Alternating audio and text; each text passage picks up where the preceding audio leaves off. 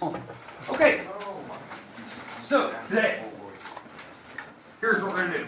We're going to talk about conditional statements today because that's kind of the topic that I had yesterday. If you watched that video of me recording, I'm going to apologize.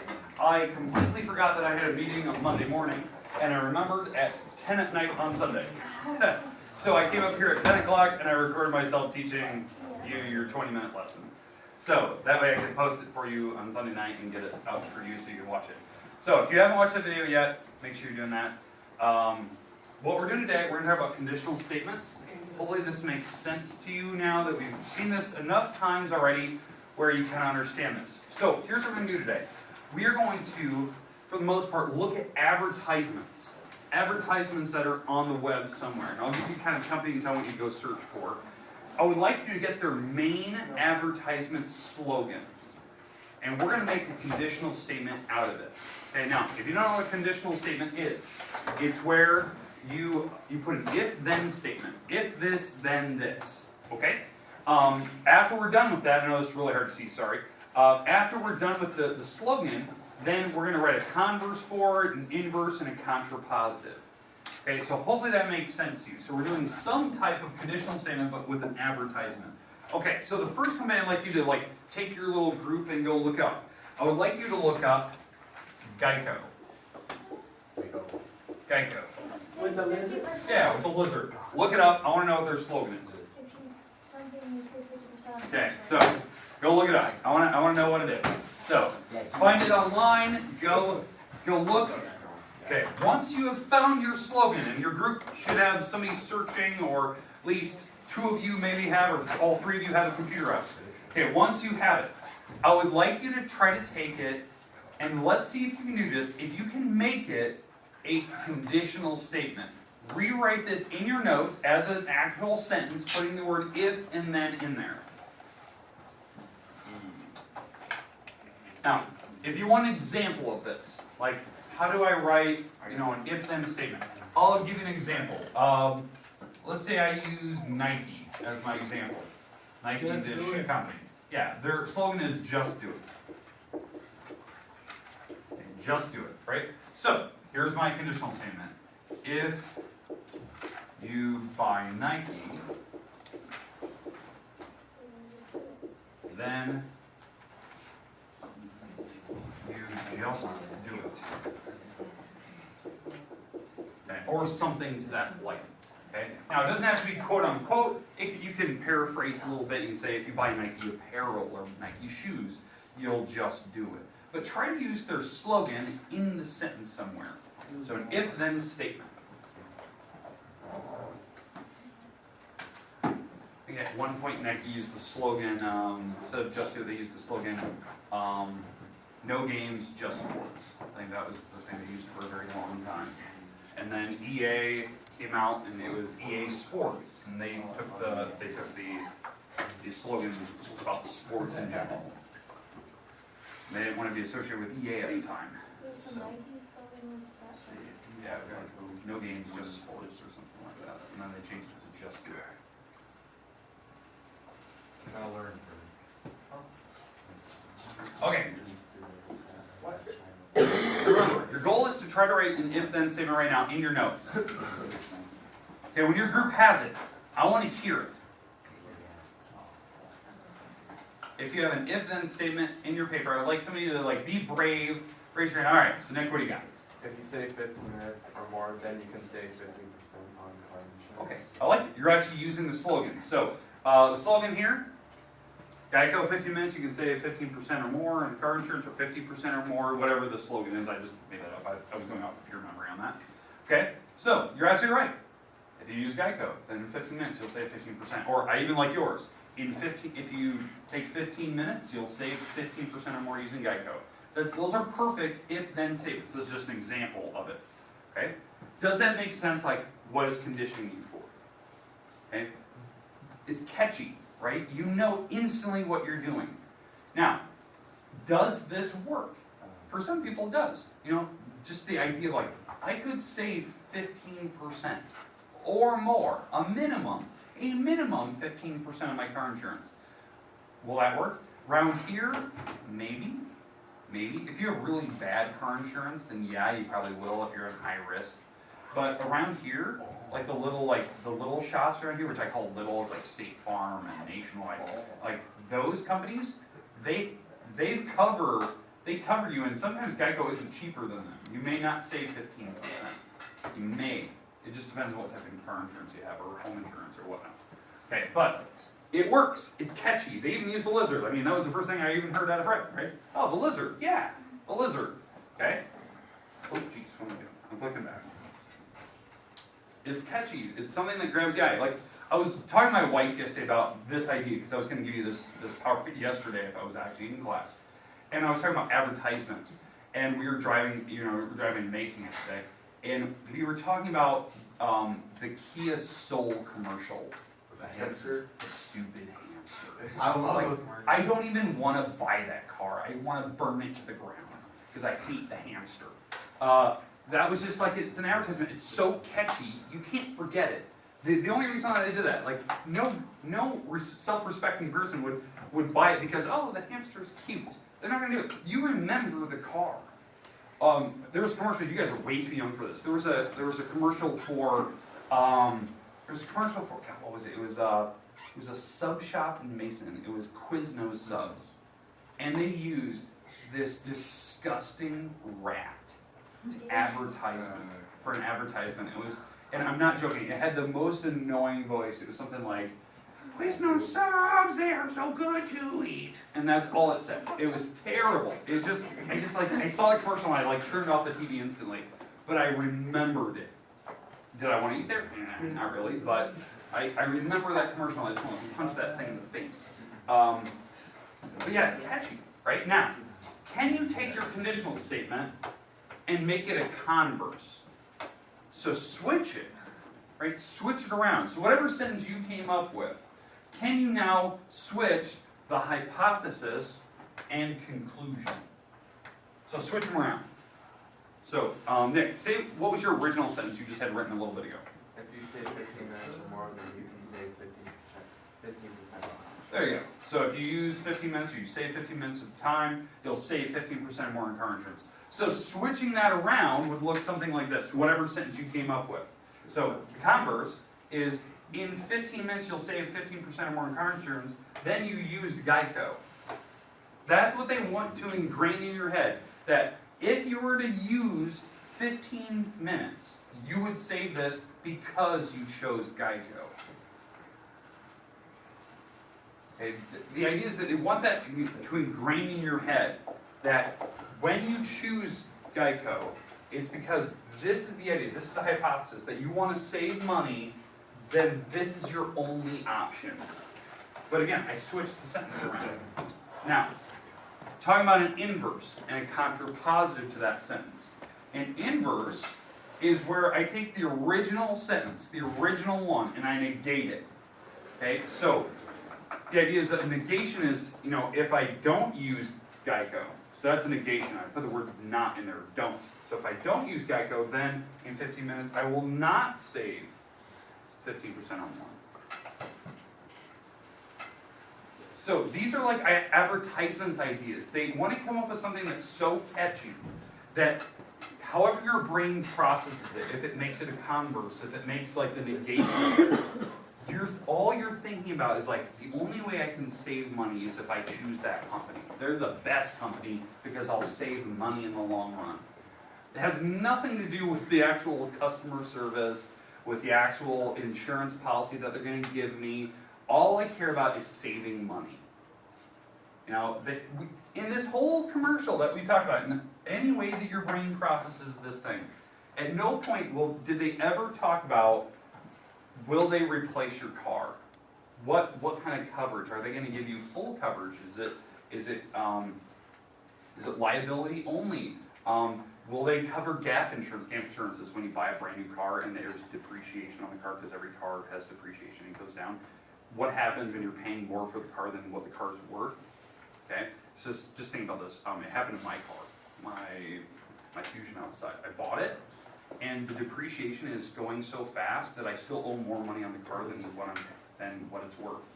So if I go to try to trade in my car, they'll only give me, like, let's say, they'll only give me 15,000, but I owe 17 on the car because of the way that I'm paying for it, right? The depreciation is too fast. It's called gap.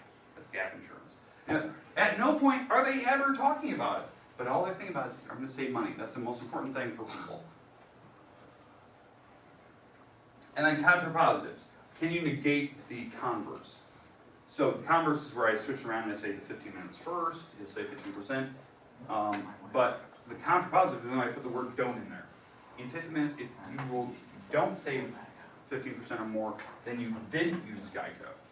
So you flip the thing around.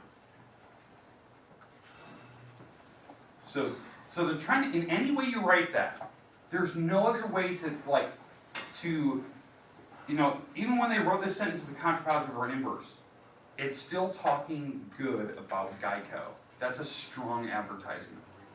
Like, in 15 minutes, you will not save 15% because you didn't choose Geico. There's no way that that could be negative on the company. That's a strong advertisement. Okay? Think about the Nike idea, just do it.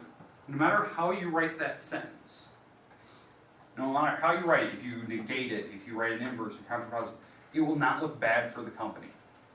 Because the sentence, number one, may not make sense, so your brain won't try to flip it around it as a converse, just do it, then you chose Nike. Right? There's no bad reason for it. Okay, so think about it. That's a strong advertisement. Okay, so what we're going to go to next is Subway. So what I'd like you to do, look up Subway right now. In fact, you even saw it. So look up Subway's advertisement. Maybe they have a new one. I want to know what their new one is. So I'd pick one that was old. It's just Eat Fresh. I don't know what the new one is. So is it Eat Fresh? Okay. Write the conditional statement for it, the if-then sentence with Subway's advertisement. Again, these are not sponsors of me. I'm not taking any money or anything from these companies. I spelled that wrong. Cantor.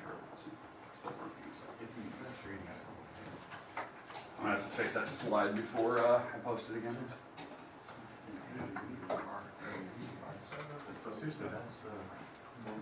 So, Subway. So, Subway, write the conditional statement for it. Okay. Can somebody other than Nick's group now, thank you for volunteering, can somebody else's group give me the conditional statement for Subway? What do you got there, Jack? Eat Subway, then you eat fresh. Perfect. Back, let me just put that up here. You nailed it. Right? Talking about Eat Fresh, if that's still their slogan. I was going off of pure memory. Subway, Eat Fresh. That's the original slogan that they had. Conditional statement, right? If you eat Subway, then you eat fresh. And in fact, you can't even say that I didn't even finish it. I really got to fix the slide. Then you eat fresh. Okay? That's a conditional statement. There's no way that your brain will process that badly. Like, I'm eating fresh because I chose Subway. Right? So the converse to that sentence. You eat fresh, you chose Subway. You eat Subway. Inverse is when I take the original sentence, the one I said, choose Subway, eat fresh. If you don't eat Subway, then you don't eat fresh. That's the advertisement. That looks great for the company. That is a strong advertisement. There's no way that can go badly for them. Because all you're thinking about is the only way you're going to eat fresh is if you chose them. It didn't talk bad about Jimmy John's or Quiznos or whatever the other companies, the sub shops are. This is the only way that they want you to think about it. That Subway is the only way you're going to eat fresh. If you don't eat Subway, then you don't eat fresh. Or they're contrapositive. You don't eat fresh, then you didn't eat Subway. Do you see how these are strong advertisements? Okay, now what I'd like you to look up, since we're talking about contrapositives and converse and inverse, I want you to look up Lowe's. Lowe's, the building company, the like Menards, the Fleet Farm, but Lowe's. I don't even know if we have a Lowe's around here. I want you to look up Lowe's. Never stop. I want you to see their advertisement. Okay, I want the conditional statement for it, if-then statement. The new one or the old one? I don't really care. Just whatever one you have. There might be two, whatever one makes sense to you, that you can make an if-then statement out of it.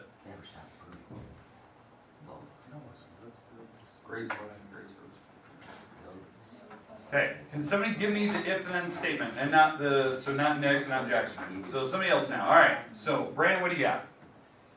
If you're shopping at Lowe's, then you'll never stop improving. There you go.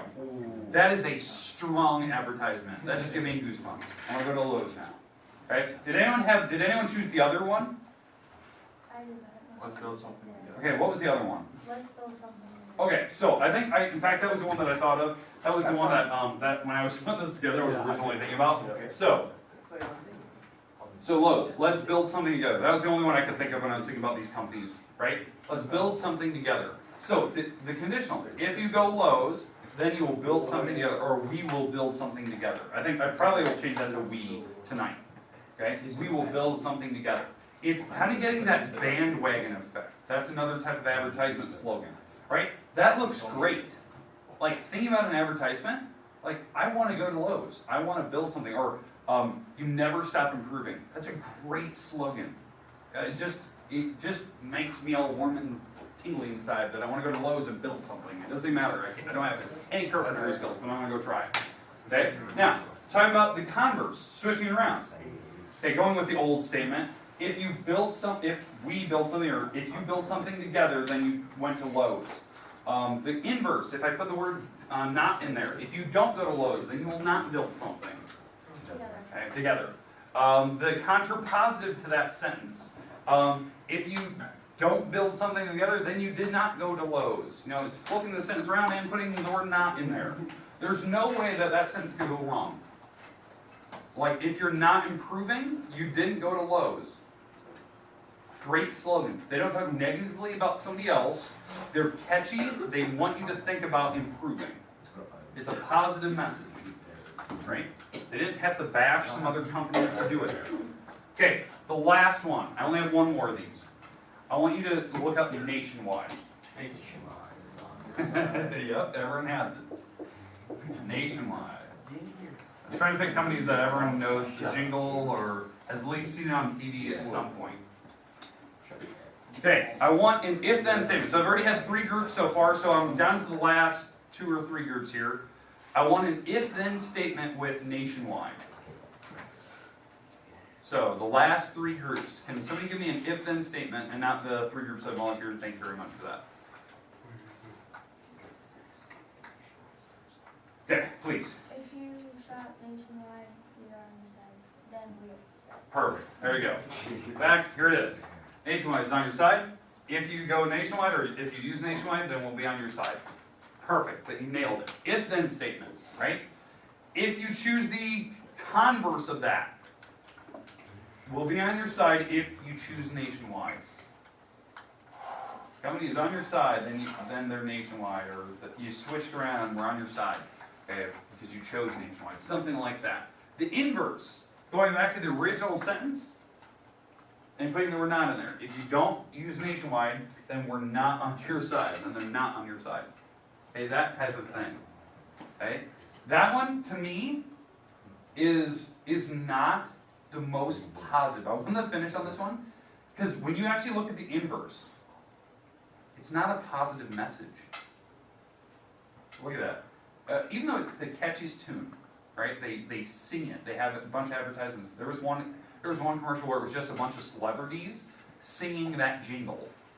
But when you actually make it inverse, it doesn't make me feel all warm and tingly, right? You don't choose Nationwide, we are definitely not on your side. Yikes. That's not a strong message. That's why they put a song in there. I'm not joking. They put a song in there to distract your brain from thinking about the negativity of it. It's a weird advertisement ploy. The contrapositive of it. The company is not on your side, then they're not Nationwide. That's actually a positive statement. If a company is not on your side, it's because they're not Nationwide. That's actually really strong. That they could actually implement. They could change their slogan to that, and it still makes you feel good. The original inverse wasn't that. That was actually a negative connotation. It's weird. Like some companies, you can tell instantly. Like the advertisement's not a good one. The hamsters for Kia Souls, not a good one. I don't want to see a hamster in my car. Okay? All right. Now, the reason why I bring this up is because it looks at advertisements, it looks at these words, like where you see, some people like, they think of all this math and like, okay, we've been doing conditional statements, but when am I ever going to use this in life? And that's always the number one question I get every single day of my life. When am I going to use this? Well, this is where you use it. Your brain processes things with conditional statements. If-then statements. You know, Mom, if you give me the money, I swear I won't ask for anything for the next month from you. You know, I'll be the perfect child. Because you're making an if-then statement out of it. Your brain processes in this way. It's yes or no. There's no gray middle ground. It's yes, this will happen, then this will happen. You know? If you give me the car this weekend, I swear I'll get A's on this next test. Like, how does your brain process that? How are you justifying that? All right. I'm going to give you the rest of class today to try to finish up. If you have not finished up page 103, I would like you to try to get 1 through 9 done. It is due today. So that's the 1 through 9, 11 through 21, 23, 24, 26, 27, 29, 30. If you have any questions, because I wasn't here yesterday, that's what this time is for. Because I wasn't here and I felt really bad about that because I didn't remember that I had a meeting. So, okay, but if you have not turned it in, make sure you're getting that in. But we're done for the day, so you can kind of do whatever you need to.